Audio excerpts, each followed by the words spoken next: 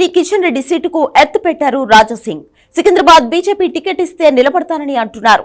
ప్రస్తుతం ఆయన గోషామహల్ ఎమ్మెల్యే కావడంతో బీజేపీ హైకమాండ్ ఆయన్ని హైదరాబాద్ నుంచి పోటీకి నిలబెడుతుందన్న టాక్ నడుస్తోంది. రాజాసింగ్ మాత్రం వేరే ఆలోచనలు ఉన్నారు. సార్వత్రిక ఎన్నికల్లో పోటీ చేయమని పార్టీ అడిగితే సికింద్రాబాద్ సీటు అడుగుతా అంటున్నారు. హైదరాబాద్ లోక్సభ నియోజకవర్గంలో ఎంఐఎం అధినేత అసదుద్దీన్ ఓవైసీని ఢీకొట్టడానికి తనకంటే కిషన్ రెడ్డి బెటర్ అంటూ అడ్డంగా ఇరికించే ప్రయత్నం చేస్తున్నారు. పార్టీ రాష్ట్ర అధ్యక్షుడు కిషన్ రెడ్డికి వినయంగా ఉంటూనే సికింద్రాబాద్ సీటుపై కన్నేశారు ఎమ్మెల్యే రాజాసింగ్. హైదరాబాద్ నియోజకవర్గంలో 4 లక్షల బోగస్ ఓట్లు ఉన్నాయి. వాటిని తొలగించకుండా అక్కడ ఎవరు పోటీ చేసినా గెలవరు. కిషన్ రెడ్డి ముందు వాటి గురించి మాట్లాడాలని అంటున్నారు రాజాసింగ్. అక్కడ పోటీకి తనకంటే పార్టీలో పెద్దవాళ్లు చాలా మంది ఉన్నారని, కిషన్ రెడ్డి ఒక్కసారి హైదరాబాద్ నియోజకవర్గంలో మాట్లాడితే 200% గెలవడం గ్యారంటీ అంటున్నారు. పైగా తనకు సికింద్రాబాద్ ఇస్తే పోటీకి రెడీ అంటున్నారు రాజాసింగ్.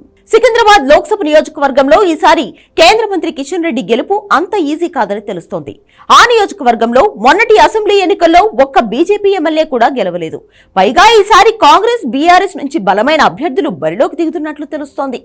ఈ మధ్య గులాబీ పార్టీకి గుడ్ బై కొట్టి కాంగ్రెస్ లో చేరిన మాజీ మేయర్ బొంతు రామ్మోహన్ కి సికింద్రాబాద్ సీటు ఇస్తారని అంటున్నారు.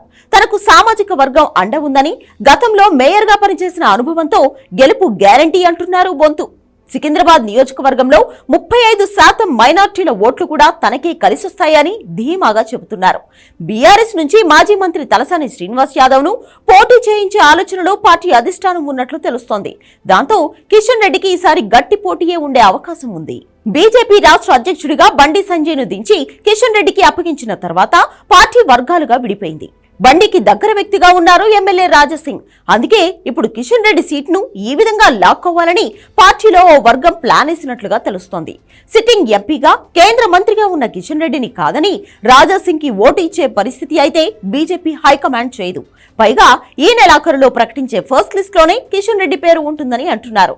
మరి అలాంటప్పుడు సికింద్రాబాద్ సీట్ను రాజాసింగ్ ఎందుకు అడుగుతున్నారు? ఏం మతలబు ఉందని బీజేపీ వర్గాల్లో చర్చ నడుస్తోంది.